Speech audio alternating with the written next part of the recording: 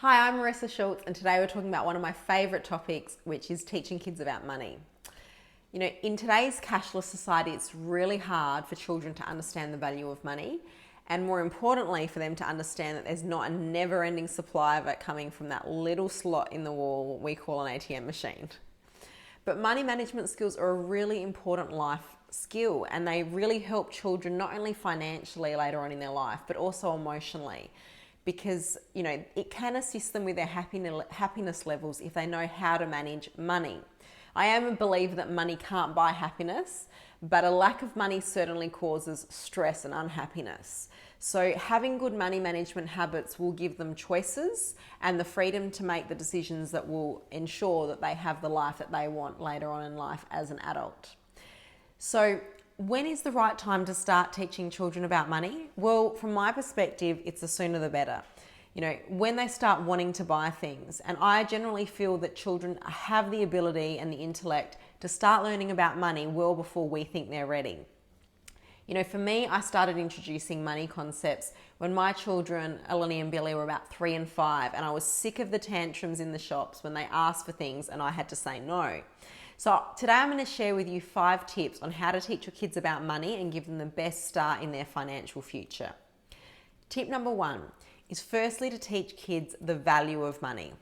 So, you know, ATM machines and credit cards make it really hard for kids to understand that money has a value. Kids think that you stick your card in the wall and money magically spits out, or you wave your card in front of the shops, in front of the machine at the shops, and you take anything you want. You know, to teach kids the value of money, they need to learn where money comes from, how you actually get money, that there is a limited supply of money, and you know that you do have to pay back anything you purchase with your card. So I really encourage you to talk to your kids about how you earn your money and get things to look at different objects, you know, get things to look at objects differently. Instead of focusing on the dollar value, focus on how much effort your child needs to exchange to get the object. For example, with my children when they were really young, I started a money jar system, and they would earn $1 for good things that they did, which might include chores or good behaviors that I was trying to encourage. And then if they wanted a new toy, for example, and that toy was $20, they saw it as an exchange for good chores or good deeds rather than an exchange for $20, which was hard for them to grasp. So it actually helps them to put the purchase into perspective and helps them to realize how much effort they need to exert to actually be able to afford the toy that they want.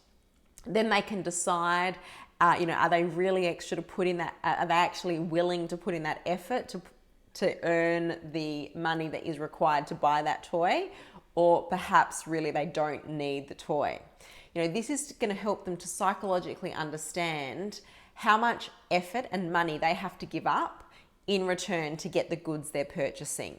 So for things like with younger kids, money jars are a great idea where you're using coins.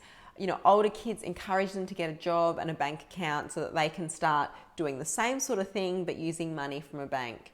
So it's helping them to learn the value of time and the value of money. Tip 2. Secondly, teach them that it doesn't matter how much money they make, it's what they do with their money that's going to count. So Australians have a really bad habit of spending more money than they make. So what I'm asking you to do is actually teach your kids to save.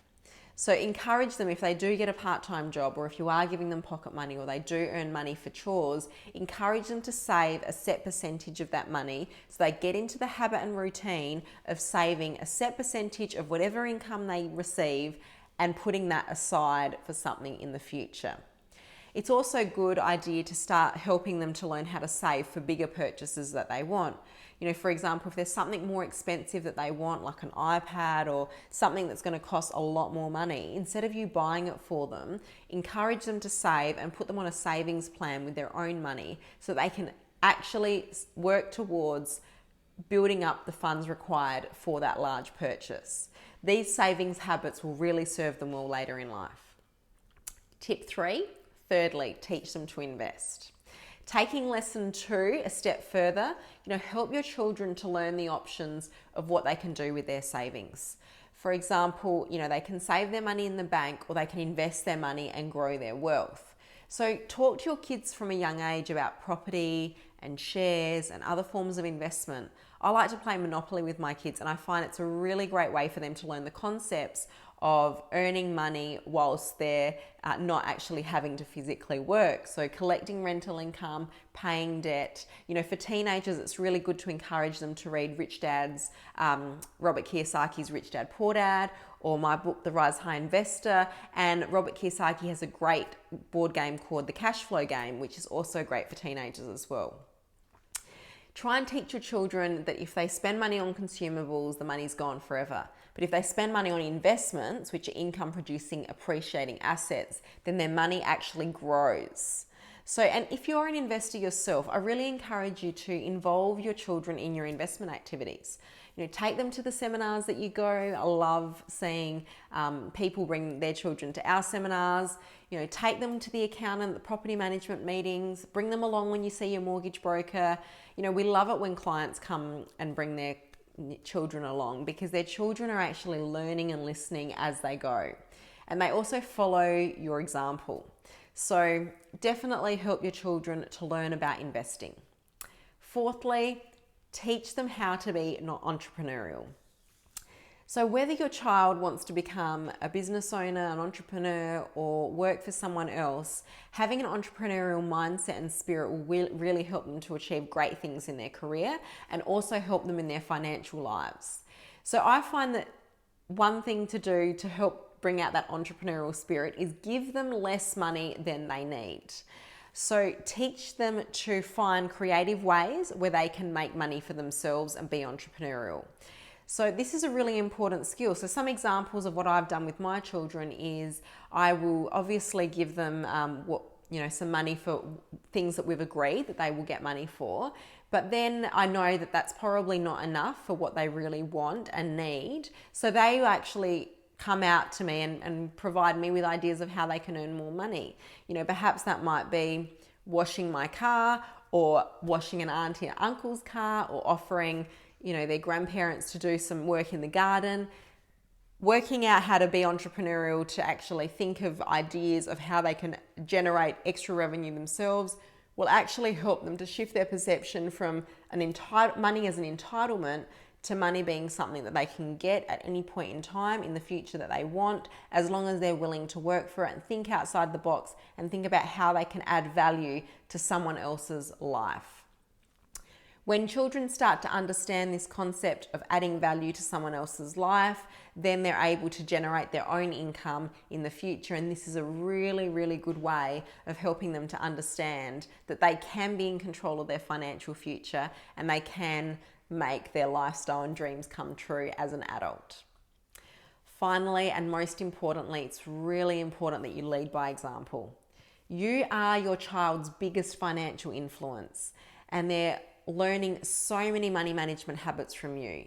They're going to watch how you manage money. They're going to watch your relationship with money, how you feel about money, your money habits, and they're likely to adopt those habits and adopt that approach to money as an adult.